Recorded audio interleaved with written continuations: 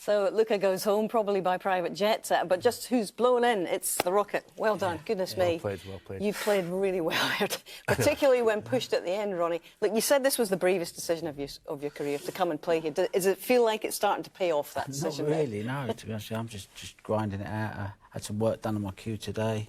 Probably going to have to try and get a new ferrule in there, new tip. It just feels awful, the cue. I mean, I'm playing awful and the cue feels awful, so you're like getting...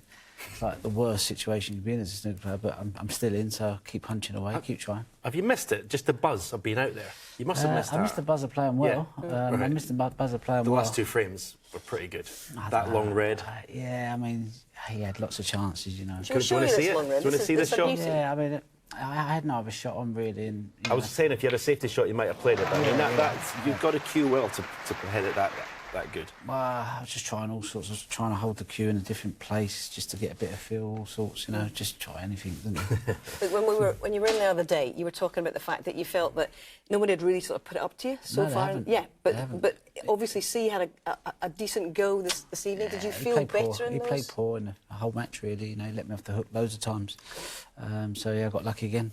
All right, what about luck against Xiao Xintong? This is someone that you know and really admire, because we're all looking forward to it. Are you looking forward to an occasion against him? Yeah, I'm looking forward to it. Each match is an opportunity for me, so I just keep plugging away now. Are you quite proud of your third Chinese opponent? Are you quite proud of what you've done in China? Because I think all these guys, you're their hero.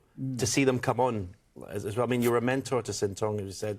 Yeah, it helps. It's good to see them. Yeah, no, I love seeing the Chinese play well. They're such nice boys, you know, and they travel here, and it's not easy, you know, and they, they're brilliant, you know. Credit to China. Do you think he could have won more the last 3 years if he wasn't in the game? We're not going to go into why he was, but Xintong, do you think he would have won? For sure, for sure. And I still think there's loads he can improve on. You know, his scoring and his potting's incredible, but maybe his tactical play will improve, and then he'll be like such a formidable opponent, you know. A lot of the guys are talking about Xintong as a sort of look-alike in many respects to Jimmy White. He's always reminded you of Jimmy, hasn't he? Yeah, it's a sort of young Jimmy. Yeah, he's so cool to watch, isn't he? I mean, he just breezes around the table. His shot time is about 17 seconds, but he walks quite slow around the table. But he's like, I mean, it's similar to you. He just kind of drops into the shot, doesn't he? Yeah, he's just such a talent, you know, amazing talent. And games missed him, you know, and good he's back and playing well, and to do what he's done here is incredible, really. OK, so you're camped here for another few days, at the very least, Ronnie. In terms of your team, who's... Well, around you. I know Steve Peters is obviously a very... I'm unhelpable. Well, Steve, you always say that They've all given up on me. They just go through the motions. You know, Steve's still keeping the faith, though, isn't he? Oh, no, Steve's been amazing, you know. I wouldn't have got through the first round without Steve, so Steve's been incredible. It's been a tough job for him this week, I suppose. But, you know, I've tried to give it my best, and I have, and just hanging in there, you know. If he's not around, do you feel different? Do you need him around? If I could afford him, I'd have him every day, you know, like Lance Stroll's dad. It was like, right to check out, he's here, like, you know, full-time, you know, but obviously he's a busy man, and, I couldn't afford to have him full-time, so any little bits, I try and time it when I can have him, so obviously Sheffield's a big tournament, so it's nice to have him around when this event's on. You know what it takes to do it here. You know, you've played 3 matches, but it's only halfway, isn't it? Yeah.